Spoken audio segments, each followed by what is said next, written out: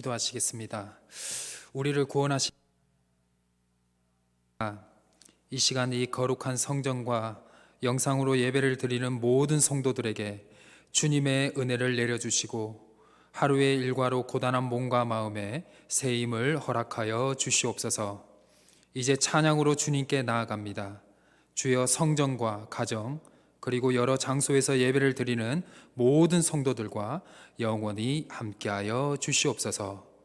우리를 구원하신 예수 그리스도의 이름으로 간절히 기도드립니다. 아멘. 찬송가 370장입니다. 찬송가 370장입니다.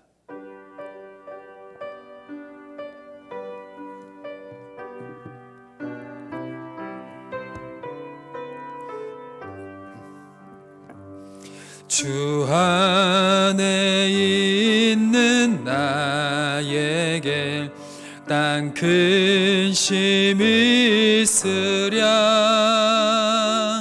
십자가 밑에 나아가 내 짐을 풀었네. 주님을 찬송하면서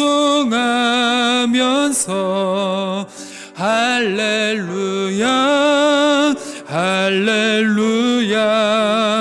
내 앞길 멀고 험해도 나 주님만 따라가리.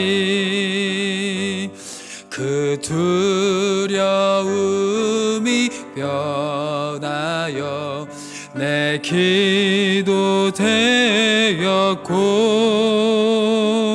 전날의 한숨 변하여 내 노래 되었네. 주님을 찬송하면서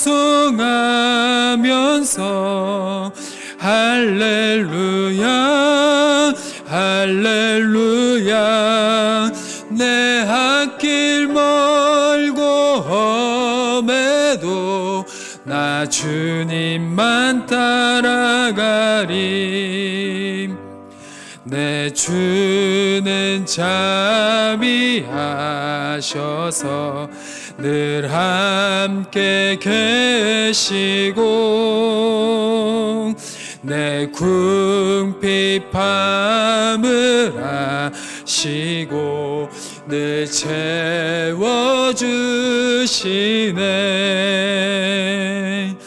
주님을 찬송하면서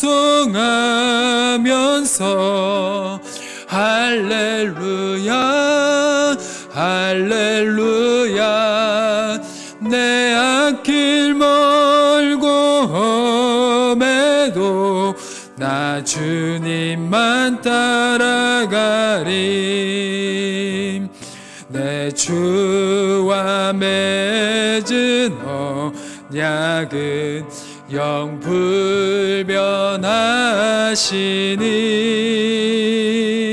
그 나라 가기까지는 보호하시네.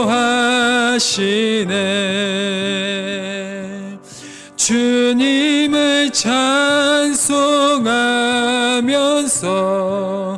할렐루야 할렐루야. 내 앞길 멀고 험해도 나 주님을 찬송하면서 주님을 찬송하면서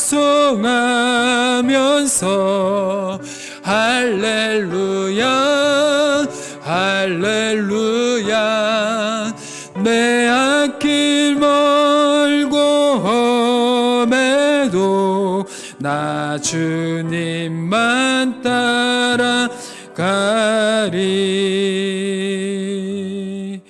아멘.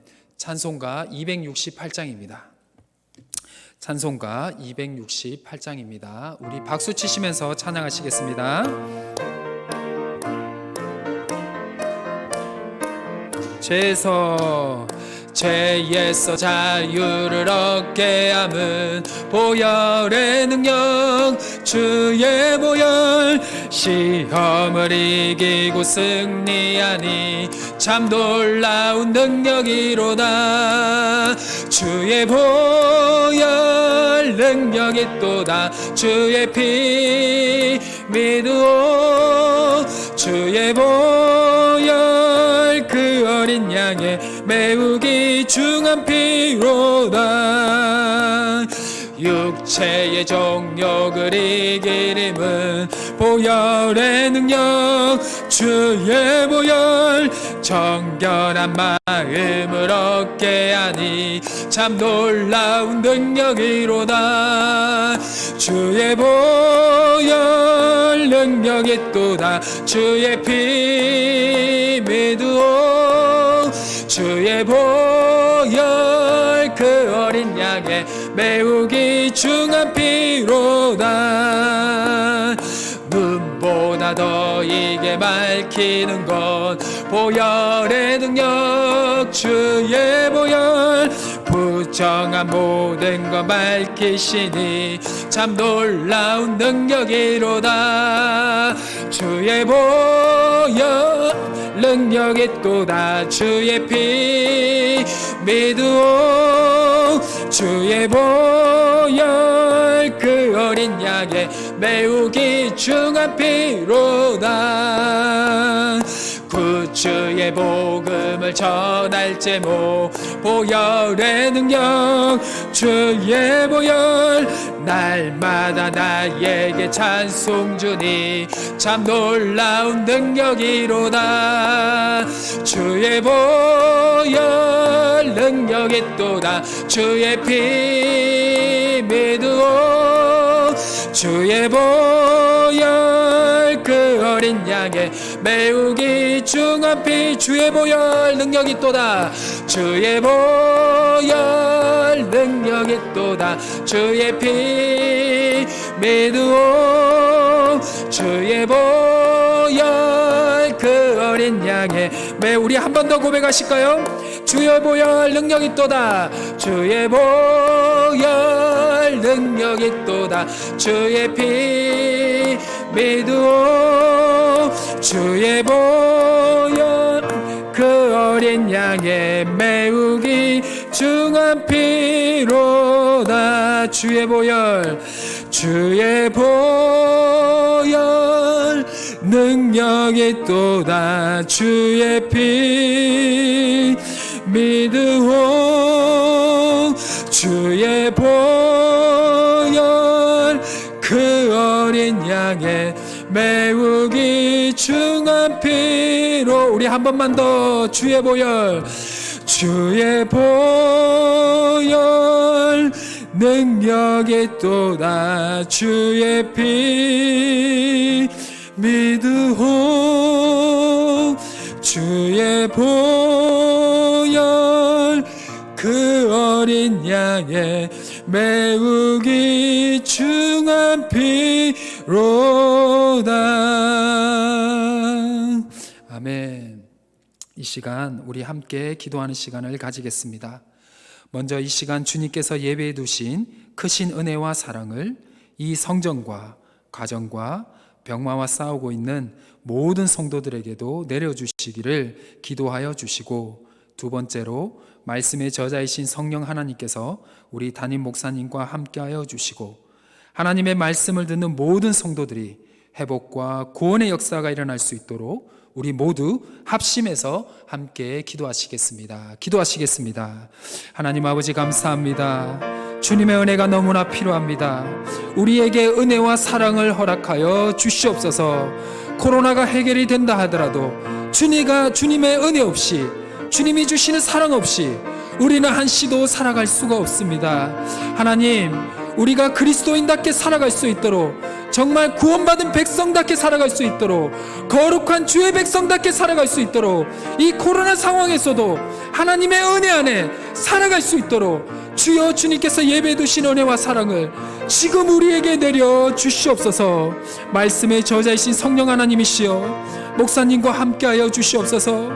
그리고 목사님의 말씀이 하나님의 말씀처럼 들릴 수 있도록 우리를 변화시켜 주시고 우리를 회복시켜 주시고 구원의 역사가 날로 일어나며 우리의 주변 사람들에게도 주님의 마음이 더욱더 많이 전해줄 수 있도록 우리를 하나님의 도구로 사용하여 주시옵소서. 사랑의 주님, 우리는 매일 주님의 은혜와 사랑이 필요합니다. 주여, 이 성전에서 예배를 드리는 성도들과 영상으로 예배를 드리는 모든 성도들, 병마와 싸우고 있는 모든 성도들에게도 주님의 크신 사랑과 은혜를 허락하여 주시옵소서. 기적을 베풀어 주시옵소서. 회복시켜 주시옵소서. 아픔은 물러가고 기쁨으로만 가득 채워 주시옵소서. 우리는 불가능합니다. 우리로서는 너무나 불가능합니다. 그러나 주님이면 가능하며 우리가 믿음으로 기도할 때 이루어질 줄 믿습니다. 우리에게 절대로 흔들리지 않는 믿음을 허락하여 주시옵소서. 이제 목사님을 통해서 하나님의 말씀을 듣습니다. 말씀의 권능이 흘러넘치게 하여 주시고 주님의 말씀이 선포될 때 성령님의 역사가 강하게 임하여 주시옵소서.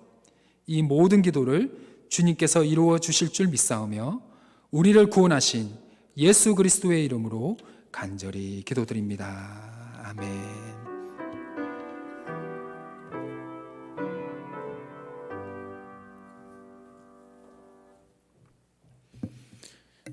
이 시간 하나님께서 우리에게 주신 말씀은 출애굽기 11장 1절에서 10절의 말씀이 되겠습니다.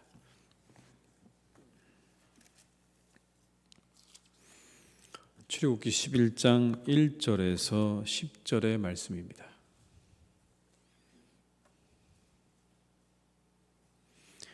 출애굽기 11장 1절에서 10절의 말씀을 저희가 한 절씩 출애굽기 11장 1절에서 10절입니다. 한 절씩 교독하시겠습니다. 여호와께서 모세에게 이르시기를 내가 이제 한 가지 재앙을 바로와 애굽에 내린 후에야 그가 너희를 여기서 내보내리라. 그가 너희를 내보낼 때에는 여기서 반드시 다 쫓아내리니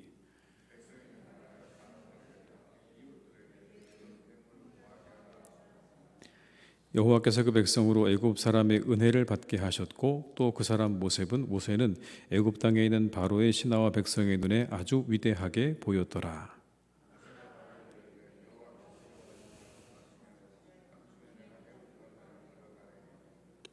애굽 땅에 있는 모든 처음 난 것은 왕위에 앉아 있는 바로의 장자로부터 맷돌 뒤에 있는 몸종의 장자와 모든 가축의 처음 난 것까지 죽으리니 그러나 이스라엘 자손에게는 사람에게나 짐승에게나 개 한 마리도 그 혀를 움직이지 아니하리니 여호와께서 애굽 사람과 이스라엘 사이를 구별하는 줄을 너희가 알리라 하셨나니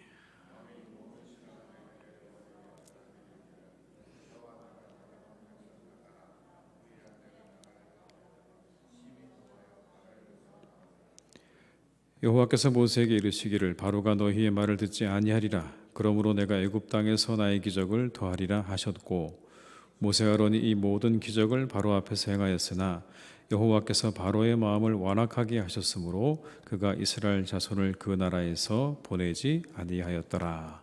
아멘. 이 시간 예배 자리에 나오신 모든 분들에게 하나님의 은혜가 함께 하실 줄 믿습니다.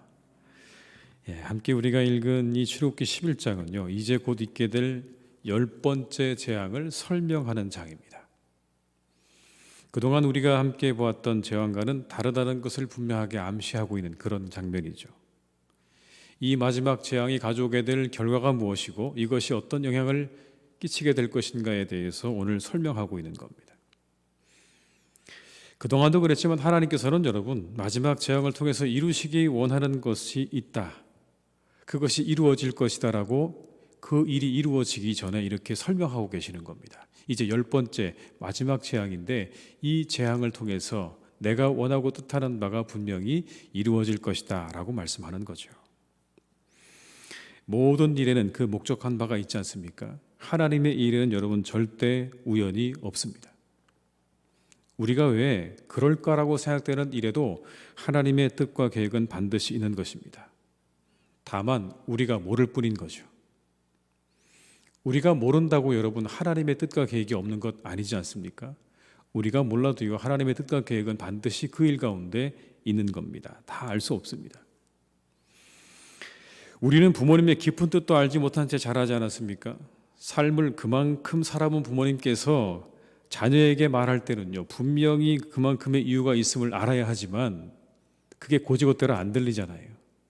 잔소리로 들리고 나를 괴롭히는 말로 들리는 거죠. 그게 정말 나에게 도움이 될 거라고, 인생을 살아본 분이 정말 내게 꼭 필요한 말을 해주는구나라고 들리지 않는 거죠. 그런데 언제 알게 됩니까? 시간이 지나고 난 다음에, 한참 지나고 난 다음에 나이가 들면서 그때 우리 부모님이 왜 그렇게 말씀하셨는지 이제서야 알겠구나라고 하는 게 인간 아니겠습니까?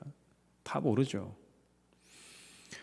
부모님이 말씀하신 것도 다 모르는데 여러분, 어떻게 우리가 하나님의 뜻을 다 알겠습니까? 그건 말도 안 되는 얘기죠. 불가능한 일입니다. 하나님의 뜻을 우리가 헤아리고 알기는 불가능하죠. 시간이 지나고 난 다음에야, 여러분, 시간이 지나고 난 다음에야, 그리고 난 다음에 조금씩 알아가는 거죠. 그나마 시간이 지나고 난 다음에 아는 것도 제가 보기엔 여러분 은혜이고 축복입니다. 많은 경우 잘 모르고 그냥 넘어가는 거죠. 그래서 여러분, 말씀 속에 담겨져 있는 뜻과 계획을 알고 그것에 순종할 수 있다면 그 사람의 인생이 성공하는 인생이죠. 하나님 말씀이 우리에게 주시는 이 말씀을 잘 따라서 우리가 순종하는 사람이, 그 사람이 성공적인 인생을 살아갈 수 있는 겁니다. 내 뜻과 내 마음대로 살아서는 안 되고요, 이 말씀에 순종하며 살아가는 사람이 성공하는 인생을 살게 될 것이다. 저는 출애굽기를 보면서 모세와 바로의 이야기가 지금 계속해서 나오고 있는데요, 이 이야기 속에 저는 그런 것들을 발견하는 것 같아요. 이 모세와 바로라고 하는 이 두 인물, 출애굽이라고 하는 사건을 따로 떼어놓더라도 여러분, 이 두 사람의 이야기를 잘 살펴보게 되면 이 두 사람이 마치 우리들을 보여주는 것 같아요. 모세는 어떻습니까? 역시 모세도 여러분 우리와 비슷하죠. 하나님이 가라고 하니까 못 간다고 거부감을 표시하잖아요. 못 갑니다 하나님, 이 핑계 저 핑계를 대죠. 저는 못 갑니다. 말도 잘 못하고요, 저는 능력도 없고요, 갈 수 없습니다. 그러나 결국에는 하나님의 부르심을 따라서 그 하나님의 뜻을 이루어드리는 삶을 향해서 나아갔습니다. 그런데 여러분, 오늘 이 바로는 보십시오. 바로는요, 하나님께서 그렇게 끊임없이 하나님의 놀라운 능력을 보여주는데도 불구하고 계속해서 어떻게 됩니까? 더 마음이 강팍해졌다고 성경에 말씀하잖아요. 완악해지는 거죠. 그 마음을 돌이키지 않는 겁니다. 하나님께서 그에게 오히려 여러분, 모세보다 더 분명하고 확실한 증거들을 계속해서 보여주시지 않습니까? 9개나 보여주셨습니다. 그런데 여러분, 그의 마음이요, 조금도 변화될 기미가 보이지 않습니다. 어떤 사람이 인생이 성공적인가? 우리에게 말씀하는 것 같지 않습니까, 여러분? 비록 우리가 처음부터 하나님의 뜻을 따라서 순종하며 살아가는 건 모세처럼 어렵다고 인정하시는 것 같아요, 하나님이. 그래, 너희들 그렇지. 하나님께서 우리를 모르시지 않습니다. 우리가 그렇게 하나님 말씀 따라 살아가는 게 쉽지 않다는 거 다 잘 알고 계세요. 이 핑계 저 핑계 된다는 것도 다 잘 아세요. 그런데 하나님 뭐라고 말씀하시는 겁니까? 그럼에도 불구하고 하나님이 이끄시는 길을 향해서 한 걸음 한 걸음 나아가는 모세처럼 그렇게 나아가라는 겁니다. 누구처럼 살지 말라고요? 바로처럼 살지 말고. 하나님께서 분명한 그런 계획과 하나님의 놀라운 능력을 보여주는데도 불구하고 고집을 부리는 바로 같은 인생을 살지 말고, 힘들고 어려워도 하나님께서 이끄시는 그 한 걸음 한 걸음 앞으로 나아가는 그 사람의 인생이 정말 성공하는 인생이라고 우리에게 말씀하고 계시는 거죠. 이곳에 계신 모든 분들의 삶이 그와 같기를 주님의 이름으로 축원합니다. 그렇다면 여러분, 10번째 재앙을 통해서 이루시기 원하시는 바가 무엇이었을까요? 먼저는 출애굽이죠.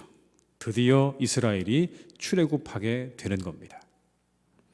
하나님의 뜻하신 바를 반드시 이루시는 겁니다. 그걸 보여주시는 거예요. 이제 끝이다. 이제는 출애굽이다.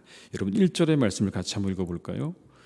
여호와께서 모세에게 이르시기를 내가 이제 한 가지 재앙을 바로와 애굽에 내린 후에야 그가 너희를 여기서 내보내리라. 그가 너희를 내보낼 때에는 여기서 반드시 다 쫓아내리니.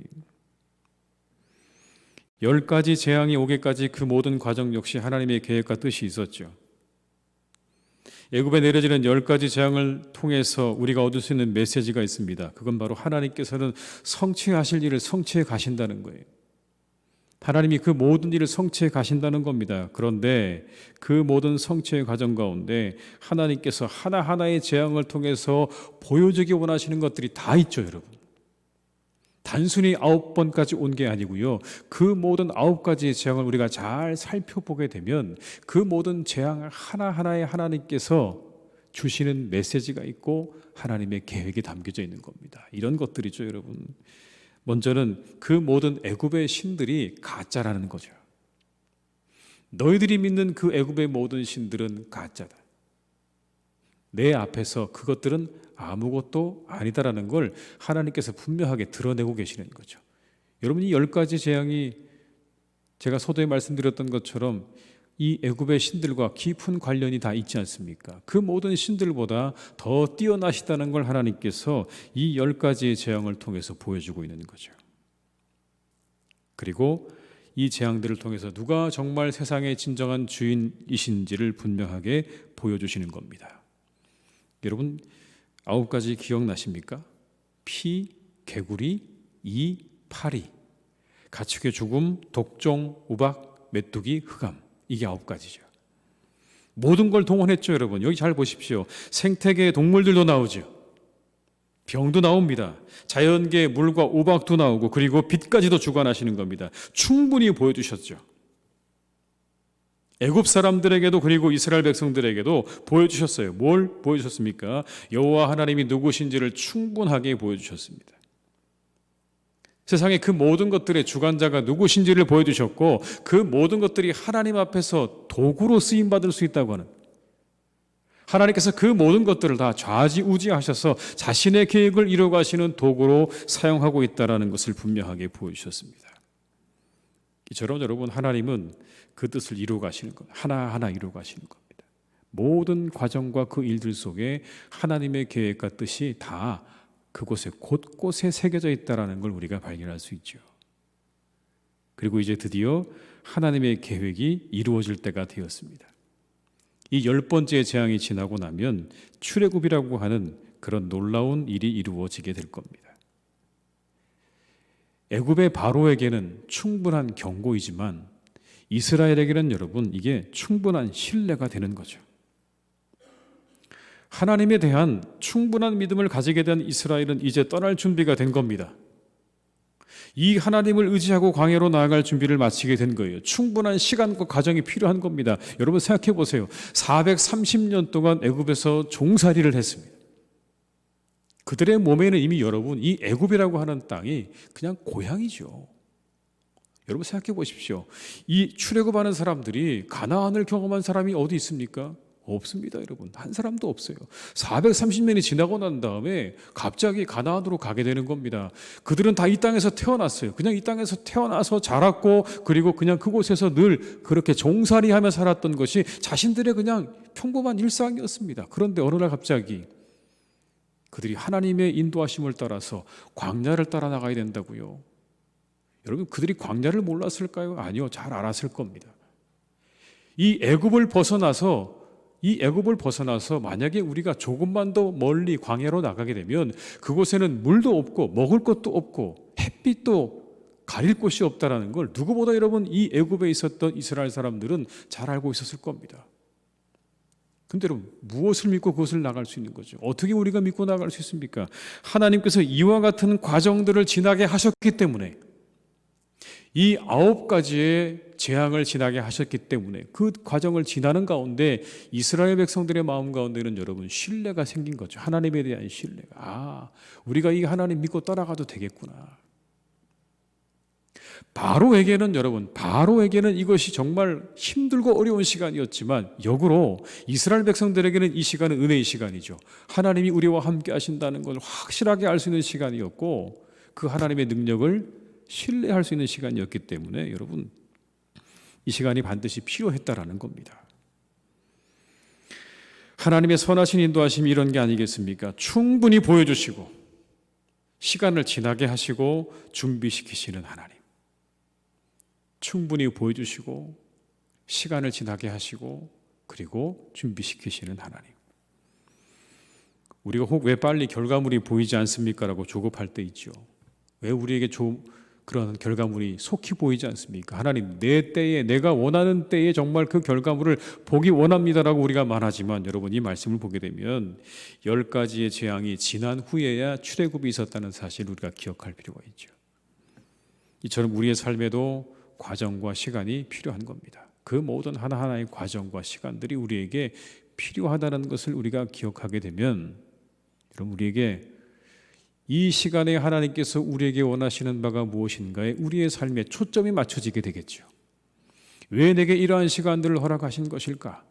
하나님께서 왜 이 9가지의 재앙을 지나게 하신 것일까를 우리가 고민하게 된다면 그 속에 하나하나 담겨져 있는 하나님의 그 섭리와 계획을 우리가 우리의 눈으로 볼 수 있고 느낄 수 있는 놀라운 은혜를 경험하게 될 것입니다. 우리 사랑하는 교우들께서 오늘 하루 우리가 살아가는 시간, 그리고 우리에게 닥쳐지는 모든 일들을 여러분의 마음 가운데 하나님 왜 이 시간을 내게 허락하셨습니까? 라고 하는 그 간구와 기도로 여러분이 메어 달리실 때 하나님께서 그 시간을 여러분의 허락하신 이유를 반드시 알게 하실 줄 믿습니다. 두 번째는 여러분, 하나님의 능력을 보게 하시죠. 이건 우리에게도 하나님의 능력을 보여주시는 겁니다. 그 능력은 뭐냐면 애굽에 처음 난 것들을 다 죽는 거예요. 장자, 처음 것이라는 게 여러분 의미가 있지 않습니까? 가장 소중한 거죠. 동서고금막론하고요. 그 집에서 가장 중요한 사람이 누굽니까? 큰아들 아닙니까? 저도 큰아들이거든요. 생각해보면 큰아들이 참 중요했던 것 같아요. 어머니에게 가장 소중했던 아들, 가장 중요한 아들, 아버지에게 가장 중요한 아들, 큰아들. 지금은 여러분 시간이 많이 달라져서 이제는 뭐 그렇게 큰아들이 중요하지 않은 시대가 되었지만 부모님 세대만 해도 여러분 장자가 가지고 있는 권한은 막강했습니다.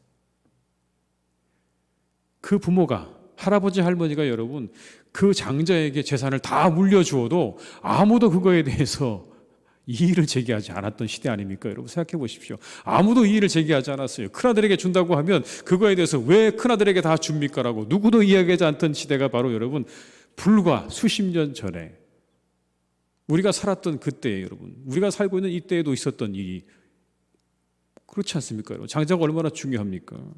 그만큼 중요하다는 의미죠. 장자는 중요하다.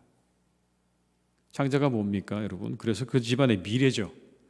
큰아들이 잘 된다고 말하지 않습니까? 장자가 여러분 그 집안의 미래인 겁니다. 곧 그 집안의 미래란 얘기는 그 사회의 미래란 얘기예요. 이 애굽에 있는 장자들이 그 집안의 미래이고 그리고 그 사회의 미래란 뜻인데 하나님께서 그 장자의 목숨을 취했다는 것은 이집트 사람들의 생명을 취한 거나 다름없어요. 그리고 그들의 소유를 취한 것이고 그들의 미래를 취하신 겁니다. 이게 그런 사건이거든요, 여러분. 하나님께서 그 모든 것을 다 취하신 겁니다. 그들이 가지고 있었던 모든 미래에 대한 기대와 소망을 하나님께서 하루아침에 다 거두어가 버리신 사건. 놀라운 능력이죠, 여러분. 5절과 6절의 말씀 한번 같이 읽어볼까요? 애굽 땅에 있는 모든 처음 난 것은 왕위에 앉아 있는 바로의 장자로부터 맷돌 뒤에 있는 몸종의 장자와 모든 가축의 처음 난 것까지 죽으리니 애굽 온 땅에 전무후무한 큰 부르짖음이 있으리라. 바로의 장자로부터 누구까지요? 맷돌 뒤에 있는 몸종의 장자까지 전부 다란 뜻이죠. 이게 여러분 전부 다란 뜻입니다. 왕자부터 가장 신분이 낮은 그런 여인의 아들까지 모두 다 애굽에 있는 사람들의 첫 아들은 다 죽게 될 것이라는 거죠. 이것은 말할 수 없는 큰 슬픔이죠. 모든 것에 처음 것을 잃게 된 것은 모든 것을 잃은 거나 다름없습니다. 그래서 큰 슬픔이 임했다고 말씀하지 않습니까? 전무후무한 부르짖음이 있었다. 큰아들들을 다 잃어버렸으니 여러분 얼마나 이 땅에 큰 애곡이 있었겠습니까? 근데 무엇보다 여러분 이 사건이 중요한 건 직접적으로 생명을 잃게 된 사건이라는 거예요. 직접적으로 생명을 잃게 됐다. 이전의 재앙들 9가지 재앙들을 잘 살펴보면 사람들이 불편하기는 했어요. 그렇죠, 여러분? 뭐 이가 많아지고 파리가 많아지면 물을 못 먹으면 불편하죠. 그런데 직접적으로 여러분 그 이전에 어떤 그 재앙들을 보게 되면 가축들이 죽는 것 빼고는요, 사람의 죽음에 대해서 이야기하고 있지 않습니다. 사람의 생명에 대해서는 하나님께서 건드리지 않으셨어요. 그런데 오늘 이 10번째 재앙에서는 드디어 뭘 건드리기 시작한 겁니까? 생명을 건드리기 시작하신 거예요. 생명이 누구에게 있는가를 하나님께서 이 사건을 통해서 알게 하시는 거예요. 인간과 모든 생물의 생명이 하나님의 능력과 주권 아래 있다라는 겁니다. 하나님이 생명의 주권자가 되심을 보여주신 거예요. 그래서 여러분 드디어 오늘 이 바로가 그 앞에서 어떻게 되는 거죠? 꼬꾸라지는 거죠. 왜 꼬꾸라졌을까요? 이유는 간단합니다. 생명의 위협을 느꼈기 때문에 그런 거예요. 아, 나도 뭐 할 수 있겠다고요? 죽을 수 있겠구나. 이전까지는 여러분 그 애굽의 백성들이 불편하고 힘들기는 했지만 그것 때문에 내가 죽을 거라고 생각하지는 않았어요. 그런데 이 10번째 재앙에 드디어 마지막에 잘못하면 내가 죽겠구나라고 하는 위협을 느끼게 되니까 그제서야 모든 걸 내려놓고 이스라엘 사람들을 내보냈다는 거죠. 죽음의 위협 앞에 여러분 인간이 나약해지면서 그렇게 이스라엘 백성들을 내보내 주었다는 겁니다. 하나님께서 생명의 주권자가 되심을 보여주시는 그런 사건이죠. 때로 여러분이 이 말씀을 보다 보면 이렇게 이야기할 수도 있어요. 하나님께서 꼭 굳이 그렇게 사람을 죽이셔야 됐습니까? 라고 말할 수 있겠죠. 사람을 죽이셔야 되겠습니까? 생명의 주관자가 되시는 하나님께서 왜 그들을 죽이셨습니까? 다른 방법은 없으셨을까라고 말하지만 여러분 우리가 잘 생각해 보면 바로는요 9번의 기회를 놓친 거예요. 9번의 기회를 놓쳤다고요. 하나님이 가혹하다고 말하기 전에 여러분 9번의 기회를 하나님께서 주셨어요. 그런데 더 이상 이 9번의 기회를 다 놓치고 난 바로에게는 방법이 따로 없었습니다. 그의 목숨이 위협되고 나서야, 그리고 생명의 주관자가 하나님이라는 걸 깨닫고 나서야, 그래서야 비로소 그의 마음이 움직이기 시작했다라는 걸 성경에 말씀하고 있는 거죠.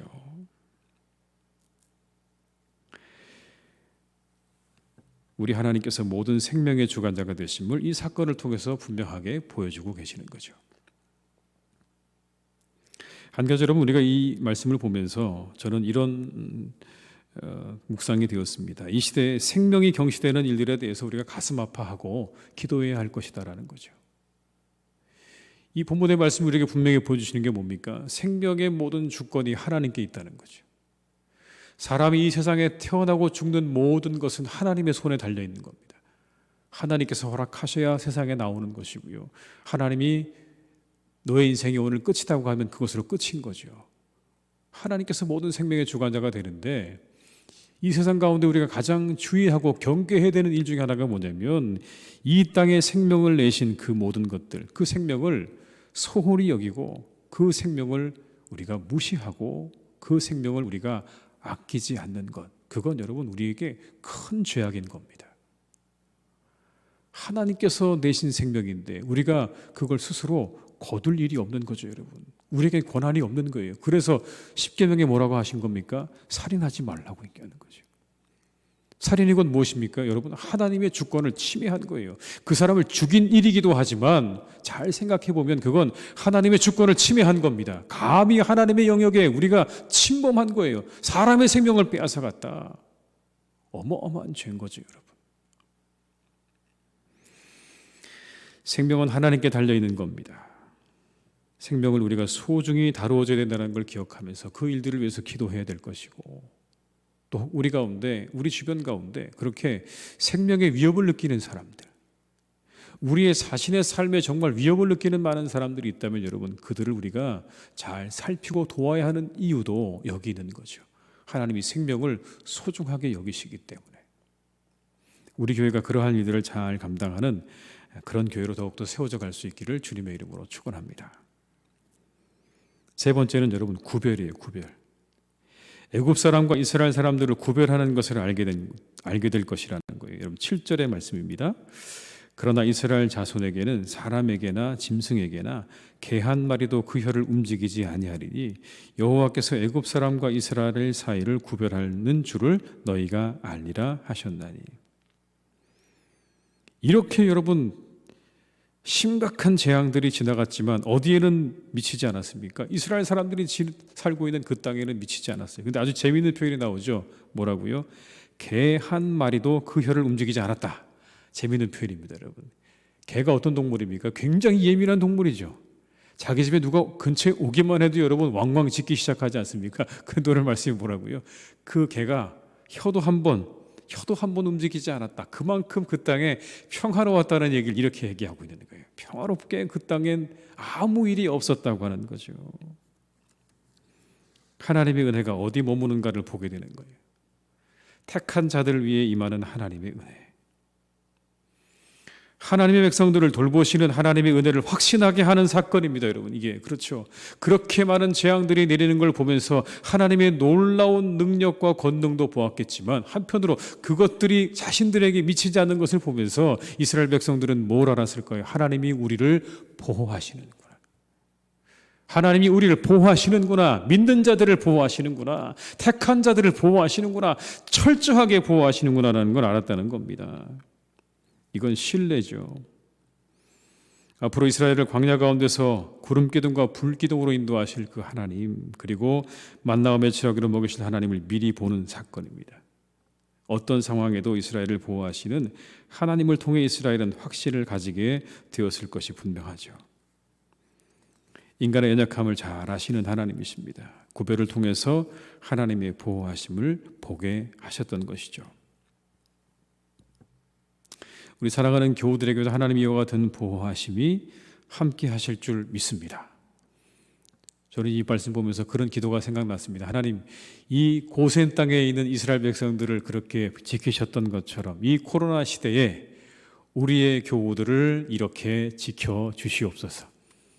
이 9가지, 10가지 재앙 가운데 하나님께서 함께 하셔서 꼭 지켜주시고, 그리고 그 모든 것들이 하나도 우리 교우들의 가정 가운데, 교회 가운데 들어오지 못하도록 하나님 지켜주시옵소서라는 기도를 우리가 함께 드릴 수 있기를 주님의 이름으로 축원합니다. 우리 이 말씀을 통해 여러분 또 하나 더 떠올릴 수 있는 게 있습니다. 바로 종말의 때를 떠올리게 되죠. 종말의 때에 그때 뭐가 있다고요? 구별이 있게 될 것이다 라고 말씀하세요. 마태복음 25장 31절로 33절의 말씀입니다. 함께 읽어보겠습니다. 인자가 자기 영광으로 모든 천사와 함께 올 때에 자기 영광의 보좌에 앉으리니 모든 민족을 그 앞에 모으고 각각 구분하기를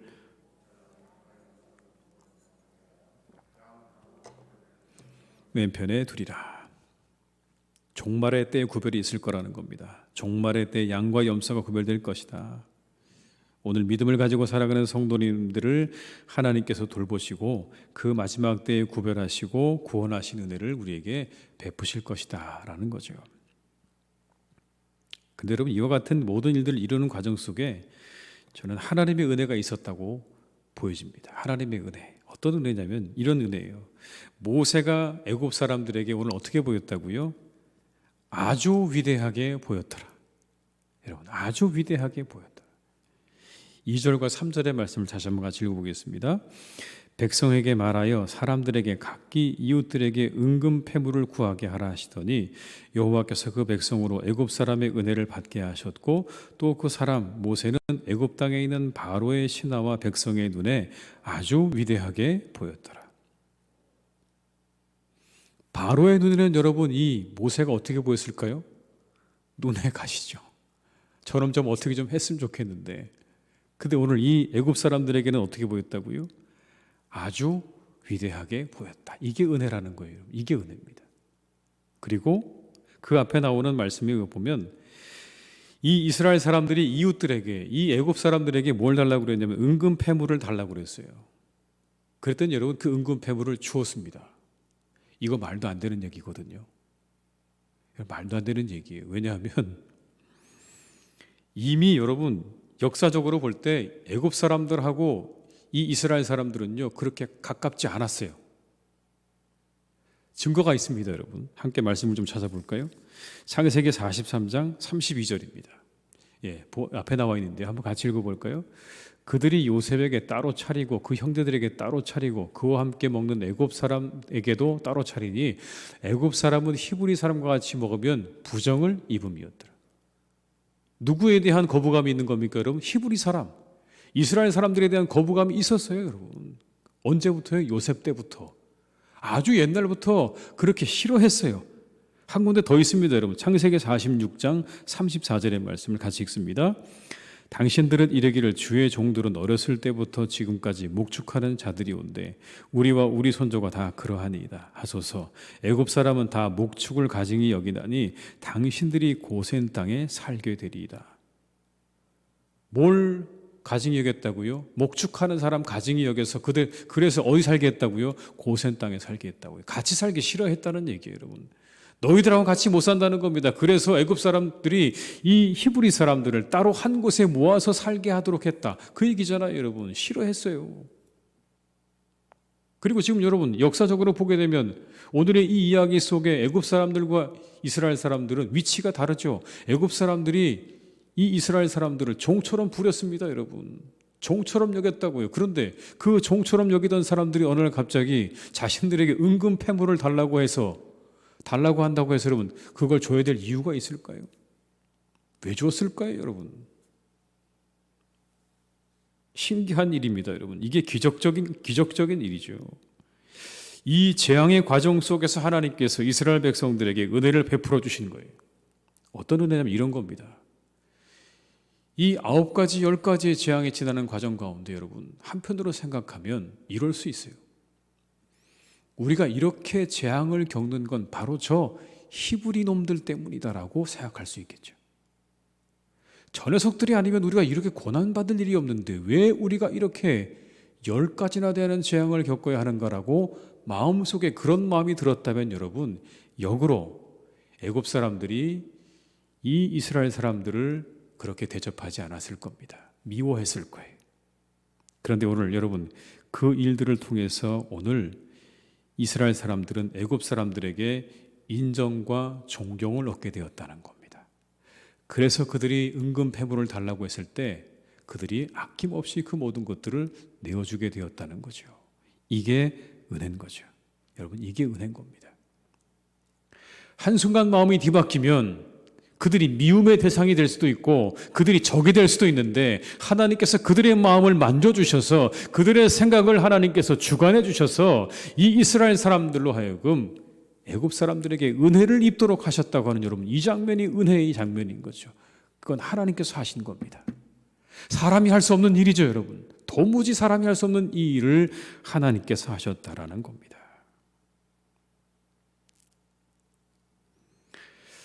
우리 사랑하는 교우들께서 저는 이렇게 하나님의 은혜가 있는 삶을 살아가시기를 주님의 이름으로 축원합니다. 여러분 순간이죠. 한번 잘못 생각하면 미움의 대상인데 하나님께서 그들의 생각 바꾸셔서 그들을 존경과 인정의 대상으로 바꾸셨던 것처럼 우리 모든 교우들이 어느 곳에 가든지 사람들에게 인정과 존경을 받는 그런 사람들로 살아가시기를 주님의 이름으로 축복합니다. 그런 은혜가 함께 하시기를 축원합니다. 내가 무엇을 해도 어떻게 해도 하나님께서 함께 하셔서 우리를 그렇게 존경받고 사랑받는 사람으로 살아가도록 인도하시는 하나님의 은혜가 우리 모든 교우들의 삶 가운데 차고 넘치시기를 주님의 이름으로 축원합니다. 그리고 여러분 이스라엘 사람들은 재앙이 자신들을 비켜가는 놀라운 은혜를 경험했죠. 정말 엄청난 은혜입니다. 그런데 바로는 여전히 그 말을 듣지 않습니다. 그래서 오늘 말씀에 의하면 모세가 몹시 화를 내고 밖으로 나오는 장면이 나옵니다. 8절의 말씀 같이 읽어볼까요? 왕의 이 모든 신하가 내게 내려와 내게 절하며 이르기를 너와 너를 따르는 온 백성은 나가라 한 후에야 내가 나가리라 하고 심히 노하여 바로에게서 나오니라. 이제 화가 잔뜩 났어요. 이제 너 마지막에 하라고 경고하고 화를 있는 대로 내고 이제 드디어 모세가 뛰쳐나왔습니다. 그런데 여러분 어떻습니까? 듣지 않습니다. 끝까지 듣지 않아요. 마지막 9절과 10절은 그래서 10번째 재앙이 그에게 임할 수밖에 없었던 이유를 이렇게 설명하는 겁니다. 그렇게 모세가 화를 내면서까지 바로에게 말했지만 그 바로가 듣지 않았다. 그래서 뭐라고요? 10번째 재앙이 그들에게 임했다라는 겁니다. 9절과 10절의 말씀 같이 읽습니다. 여호와께서 모세에게 이르시기를 바로가 너희의 말을 듣지 아니하리라.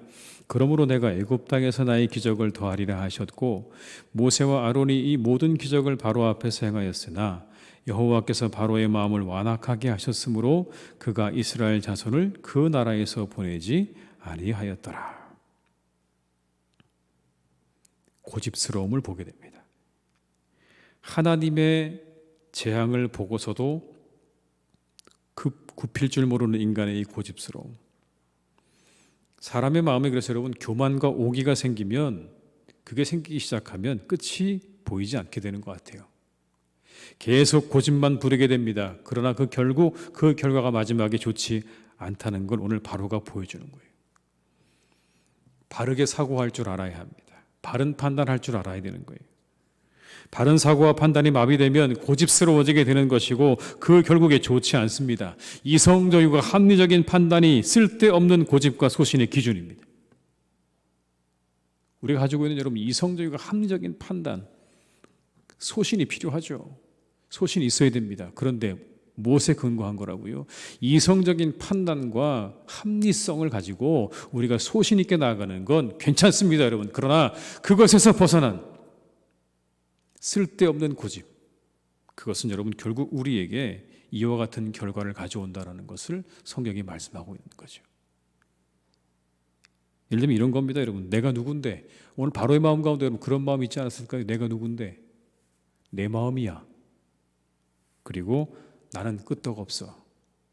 그런 마음이 있지 않았을까요? 그런 마음으로 끝까지 고집 부리는 여러분 이 바로의 마지막은 그렇게 좋지 않습니다. 그런데 여러분 이와 같은 말씀, 하나님께서 그렇게 고집을 부리는 사람들에 대해서 어떻게 할 것이냐에 대해서 로마서도 여러분 말씀하고 있어요. 로마서 2장 4절과 5절의 말씀을 제가 읽어드리겠습니다. 혹 내가 하나님의 인자하심이 너를 인도하여 회개하게 하심을 알지 못하여 그의 인자하심과 용납하심과 길이 참으심이 풍성함을 멸시하느냐. 다만 내 고집과 회개하지 아니한 마음을 따라 진노의 날 곧 하나님의 의로우신 심판이 나타나는 그날에 임할 진노를 내게 쌓는도다. 뭘 쌓는다고요? 진노를 쌓는 일이라고 말씀하는 겁니다. 계속해서 고집을 부리면 하나님의 진노를 쌓는 것밖에 아니다라고 누가 얘기하고 있는 거예요? 로마서에서 말씀하고 있어요. 구약도 말씀하지만 여러분 신약도 말씀하고 있어요. 그 뒤에 나오는 말씀은 여러분 더 이렇게 말씀합니다. 6절로 8절의 말씀입니다. 하나님께서 각 사람에게 그 행한 대로 보응하시되 참고 선을 행하여 영광과 존귀와 썩지 아니함을 구하는 자에게는 영생으로 하시고 오직 당을 지어 진리를 따르지 아니하고 불의를 따르는 자에게는 진노와 분노로 하시리라. 여러분 이건 로마서의 말씀입니다. 구약의 말씀이 아니고요. 신약의 말씀입니다. 구약에도 신약에도 오늘 분명히 말씀하고 있죠. 진리를 따르지 않고 불의를 따르는 자, 쓸데없이 고집 부리는 자에 대해서 그 마지막에 대해서 분명하게 진노와 분노라고 우리에게 가르쳐주고 계십니다. 우리는 잘 기억하고 판단해야 합니다. 바른 판단과 사고를 가지고 우리가 살아가야 할 것입니다. 그 모든 판단의 기준은 여러분 오직 우리가 이 한 해 시작하면서 가지게 되어진 말씀, 하나님의 나라와 의를 구하라에 있습니다. 내가 정말 하나님의 나라와 의를 구하고 있는가? 그거에 합당하다면 여러분, 그거에 맞다면 우리는 다 우리가 가지고 있는 모든 것들을 다 내려놓고 우리가 함께 합심하고 그 하나님의 나라를 위해서 의를 위해서 나아가는 우리 모두가 되어야 할 줄로 믿습니다. 이 한 해가 우리에게 그런 한 해, 하나님의 은혜가 함께 하시는 그런 복된 한 해가 될 수 있기를 주님의 이름으로 축원합니다. 함께 기도하시겠습니다. 이 시간 기도하실 때 우리 먼저 이것을 위해 기도하겠습니다. 하나님의 뜻과 계획을 믿음으로 인내하며 순종하게 하옵소서. 하나님의 은혜를 구하게 하옵소서. 코로나가 재확산되지 않게 하시고 종식되게 하옵소서. 일상이 회복되게 하옵소서. 예배가 회복되게 하옵소서. 우리 교회가 하나님의 나라와 의를 구하는 교회가 되게 하여 주옵소서. 말씀과 기도로 견고하게 서는 교회가 되게 하여 주옵소서. 이 시간 한번 우리 이것을 위해서 합심해서 간절한 마음으로 기도하시겠습니다. 사랑이 많으신 아버지, 이 시간 간절히 빌고 원합니다. 주님 역사하시고 인도하시는 아버지 하나님, 하나님의 뜻과 계획을 믿음으로 인내하며 순종할 수 있기를 간절히 원합니다. 하나님의 은혜를 구하게 하시옵소서. 아버지, 이 모든 과정 가운데 함께 하시는 하나님의 그 은혜를 구하는 우리 모두가 될 수 있기를 간절히 원합니다. 뜻과 계획을 믿음으로 인내하며 순종하는 우리 모두가 될 수 있기를 간절히 원합니다. 아버지 하나님 앞에 우리가 귀하게 쓰임받는 삶이 되기를 간절히 원합니다. 불순종으로 아버지 하나님 주님 앞에 심판을 받는, 아버지 하나님의 진노를 아버지 받는 그러한 삶이 되지 않게 하시고, 오직 순종함으로 아버지 하나님 앞에 은혜를 누리는 삶을 살아갈 수 있도록 우리를 이끌어 주시기를 간절히 원하오니 아버지 하나님, 우리에게 함께 하여 주시옵소서. 이 코로나가 재확산되지 않기를 간절히 원합니다. 종식이 되기를 원합니다. 일상이 회복되기 원합니다. 예배가 회복되기를 원합니다. 하나님, 우리와 함께 하시옵소서. 이 모든 것들의 회복을 하나님 허락해 주시기를 간절히 원합니다. 주님, 우리 사랑하는 교우들을 지켜주시고 아버지 운동장과 함께 해주시길 간절히 소망하오니 아버지 하나님, 늘 함께 하시고 동행하시는 아버지 은혜와 축복으로 우리 교우들을 지켜주시길 간절히 빌고 원합니다. 우리 교회가 하나님의 나라와 의를 구하는 교회가 되게 하여 주옵소서. 말씀과 기도로 견고하게 서는 교회가 되게 하여 주시옵소서. 아버지, 그래서 주님 앞에 정말 아버지 귀하게 세워지는 교회가 되게 하시고 하나님 말씀과 기도로 세워져가는 복된 교회가 될 수 있도록 이 교회를 축복하시고 인도하여 주시옵소서. 하나님, 우리와 함께 하여 주시옵소서. 주님, 한 번 더 기도하실 때는 흩어져 있는 성도님들의 가정과 일터를 하나님께서 지켜주시기를, 코로나19로부터 지켜주시기를, 평안하게 하시고 어려움이 없게 하여 주옵소서. 우리 수험생들 모든 과정 인도하셔서 꼭 합격하게 하시옵소서.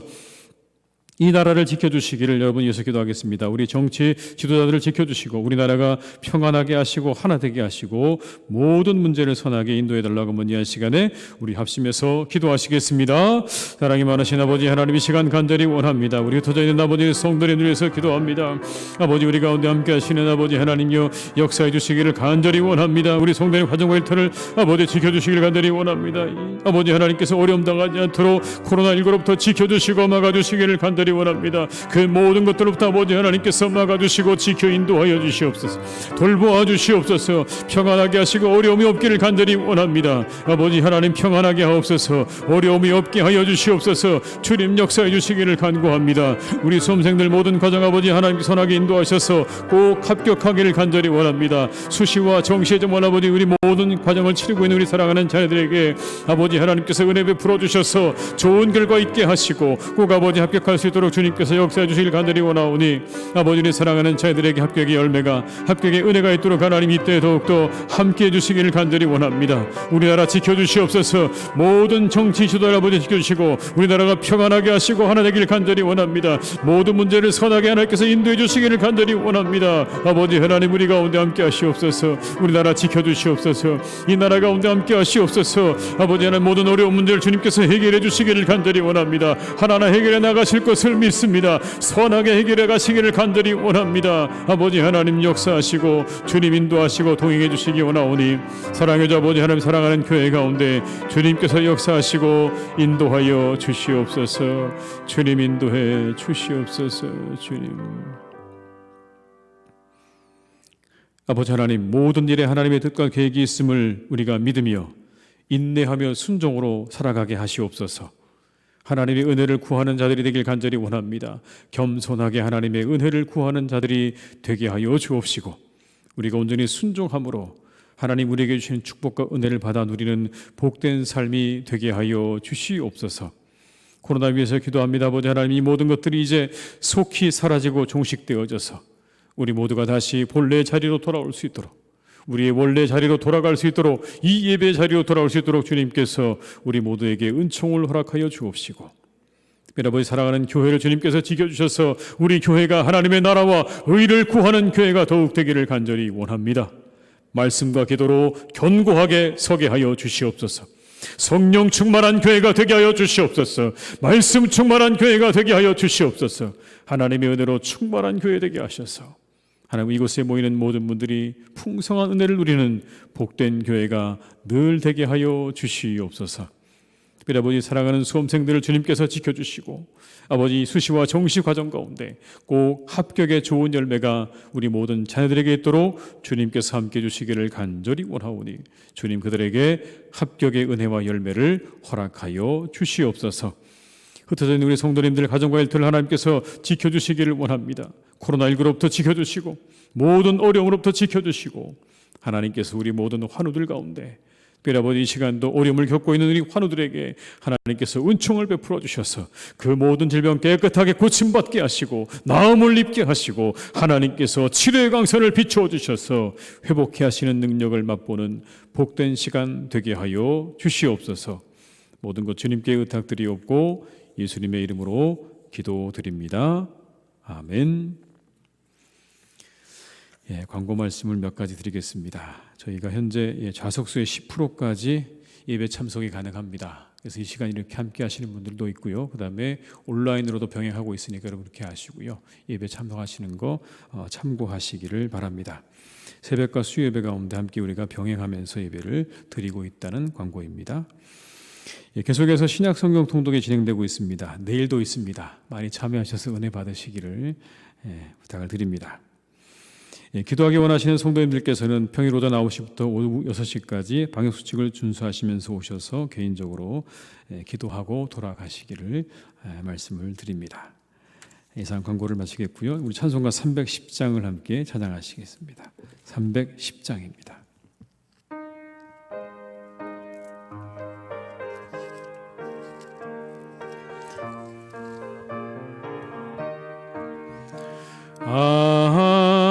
하나님의 은혜로 있을 데 없는 자 왜 구속하여 주는지 난 알 수 없도다.